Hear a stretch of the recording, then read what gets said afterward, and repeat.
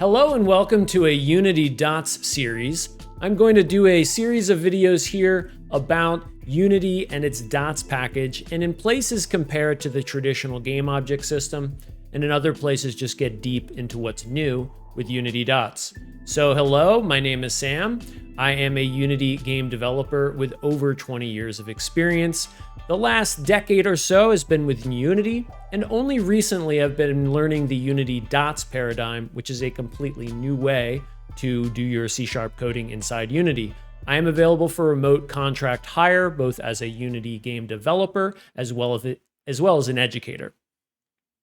So my career experience includes a lot of game development, both before getting into Unity, using lots of different technologies, and then within Unity, most of what we see here is games that I've created and launched on behalf of teams as a full-time employee or as a contractor, and also educational materials that I've done for US universities, as well as many projects abroad. In the educational space for YouTube content, I've done lots of short series about getting into Unity, the very basics of getting your projects started. I've also done very focused topics on different things within multiplayer, for example, or different SDKs that allow you to have backend as a service, connect with Web3, doing crypto, blockchain technologies integrated with gaming. More of that here, creating whole complete games on the blockchain and discussing the game design and game development implications. More recently, been playing around and really enjoying Dots. In many ways, Dots offers a completely new way to think about organizing your project. As someone who has focused so much on object-oriented programming, there's a lot of things you need to unlearn when you get into Dots, and some of those will be covered in this series. There's going to be lots of different videos. Some of them are teased a bit here, but also I'll get into some of my own projects and learning more about Dots from the ground up. So here, let's take a look at a brief overview of what is Dots.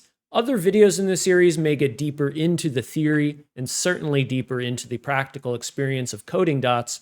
Let's just go over some of the highlights here. So what is Unity Dots? Well, Dots stands for Data-Oriented Technology Stack, and it's a combination of different libraries that are optional inside of a Unity project to enable lots of new benefits.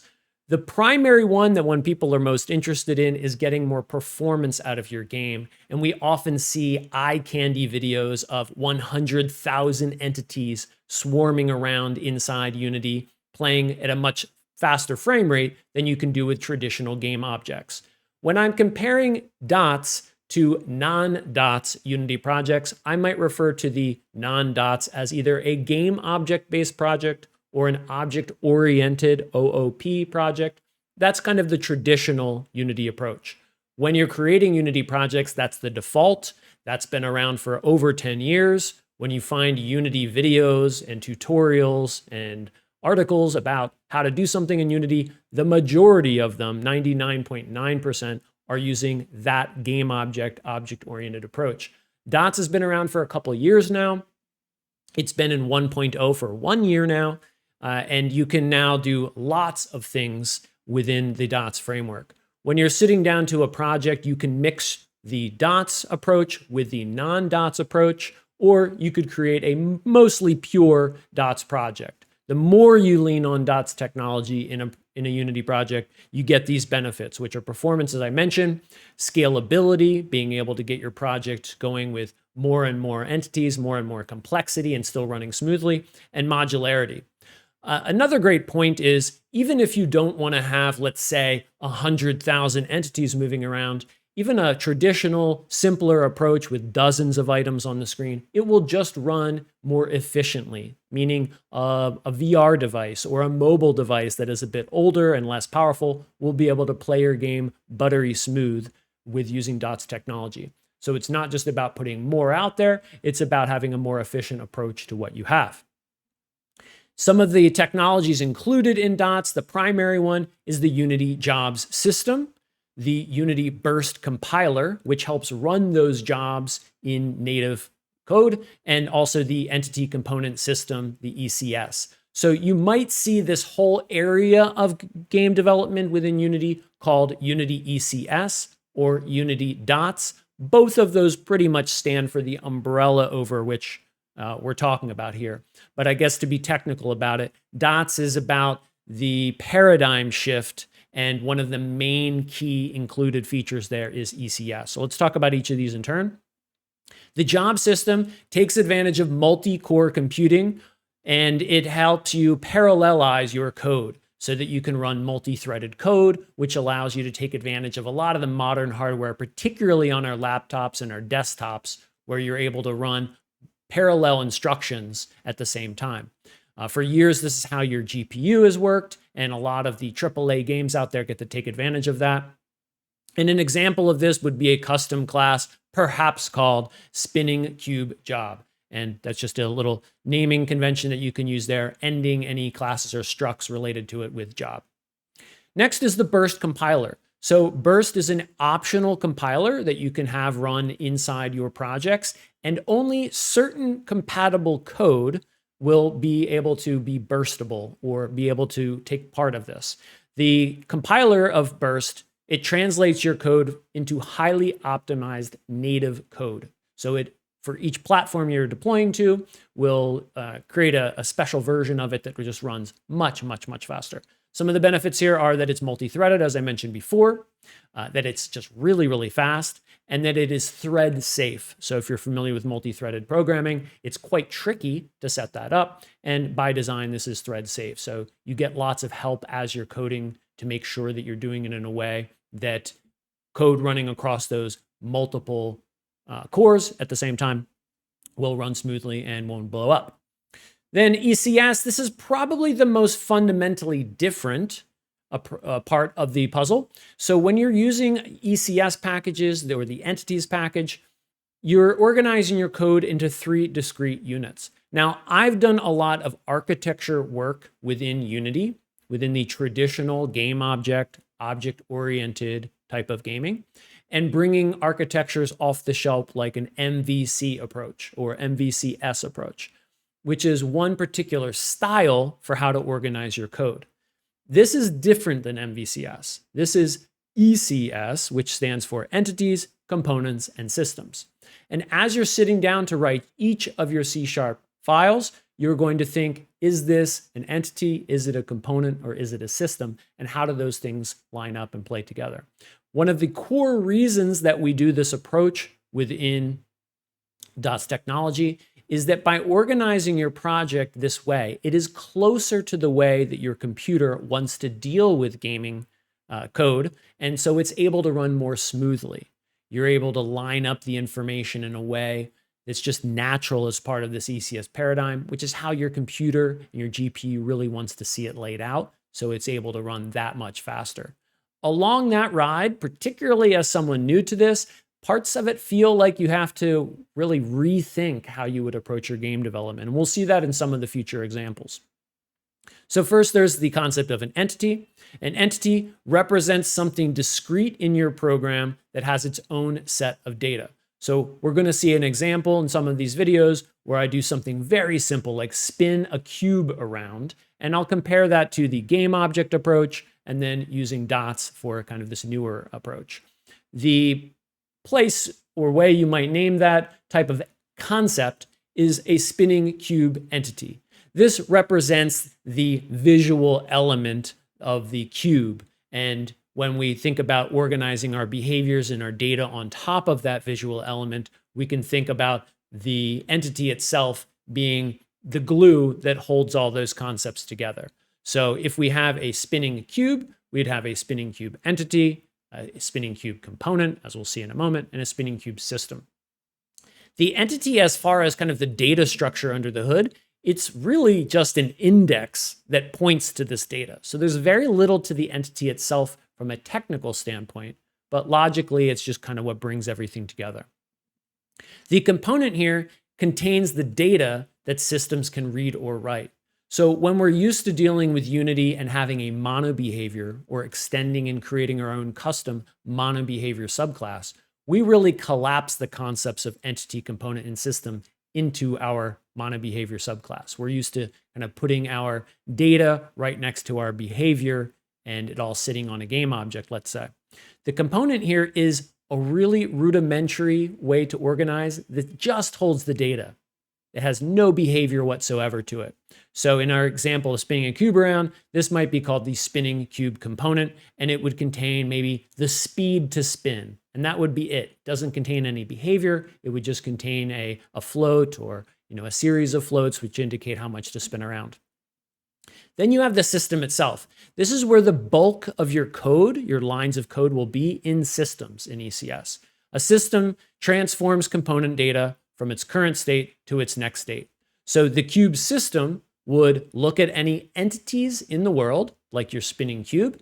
It would look to any data related to that, like your spinning cube component, and it would actually do the spinning itself by moving the transform of the entity around. So again, this is where most of your lines of code would be, and probably the most complexity is here. Now, along my way of learning ECS and DOTS, I created my own custom library just as a way to put some of the learnings that I had in example form, as well as some reusable systems and components so that I could maybe spin a cube more easily in each of my projects. Now, I don't actually have an example about spinning a cube into the library. I have things that are slightly more complex. Things like handling physics collisions, moving around in physics, taking input, and that kind of stuff. So let's see what's inside my RMC Dots library. So this contains features and demos that showcase those features built on top of DOTS. Again, DOTS is that combination of jobs, burst, and ECS.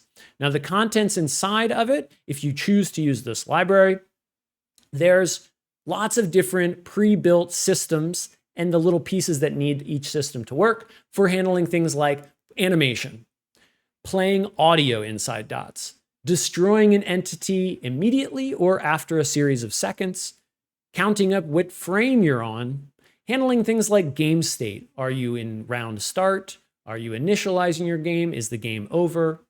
Doing things like input, being able to listen for the mouse, the keyboard, or the gamepad. Handling physics inside your game. Now, as I go through this list here, let me explain a little bit about how my library fits on top of what Unity provides. So Unity DOTS is a series of different packages, some of which handle these key features, but are not immediately easy to understand or to utilize. They might be so low level that you have to add a few different classes, structs, different concepts on top in order to make it usable. So these are both reusable systems, as well as I've got some samples on top so you can use them for learning. You might decide that you like how the animation here works and copy and paste that and use it as inspiration, or you could directly use the animation system that I've got. So it's both for learning as well as for production use.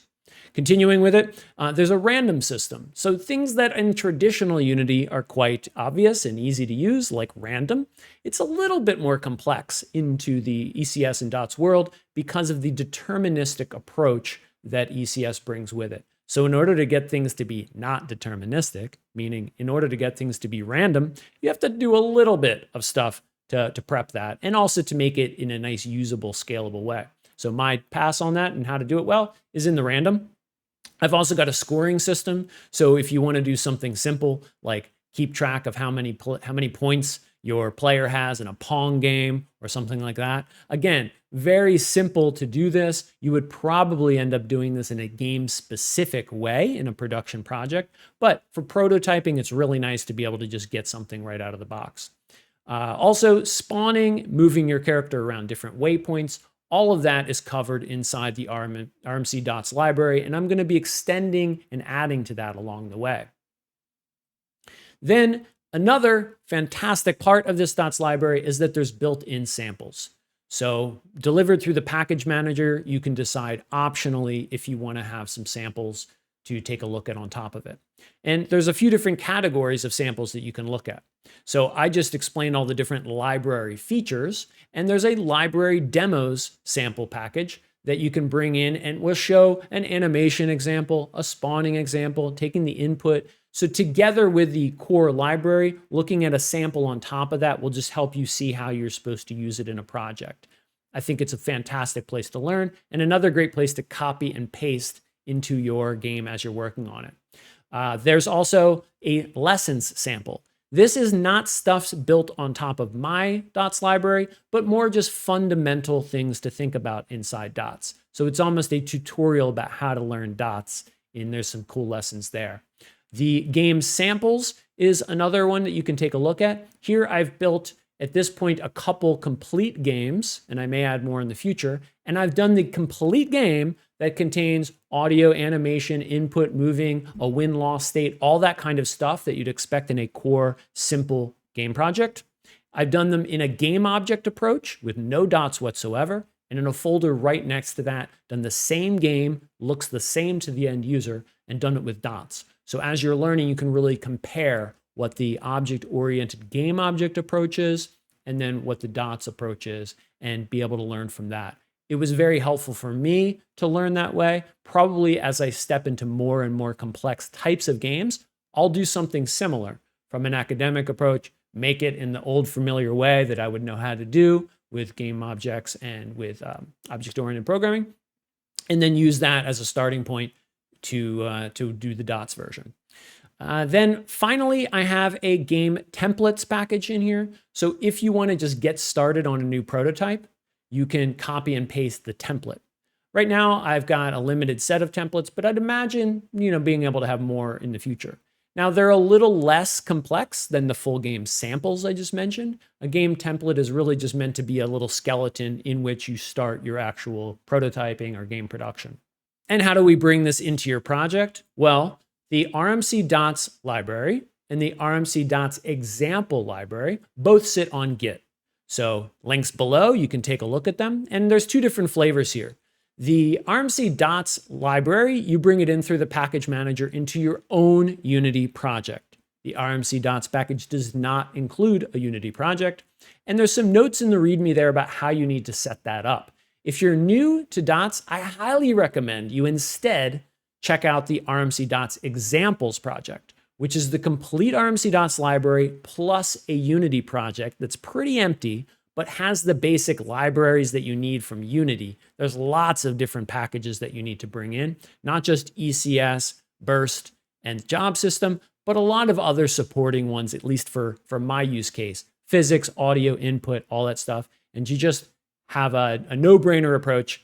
Go ahead and grab that RMC Dots examples package, check it out from Git, then open up the Unity Hub and browse to the Unity folder within and open it up. The moment you open this up, it's immediately ready for you to use. You can see which version of Unity is needed there on the README, and it's going to work great. You're going to have everything you need to be set up.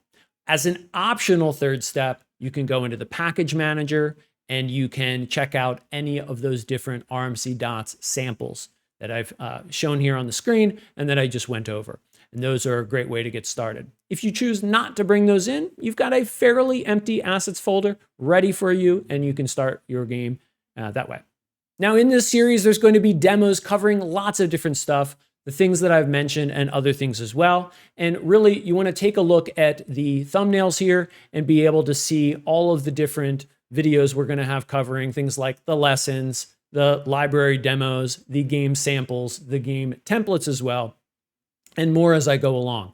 I'm really enjoying learning Dots. I've spent quite a bit of time gathering this amount of knowledge and looking forward to doing new production projects using Dots as well. So that's the best way for you to get started, is to check out these videos, these playlists, and to learn from there. So here in closing, I want to say thanks for checking out this particular video. You can see lots more. I am available for remote contract hire. You can see the link here and also link below. And I'm looking to do Dots projects as we're covering here. Also, regular old Unity projects using game objects and OOP for mobile, for VR, AR as well.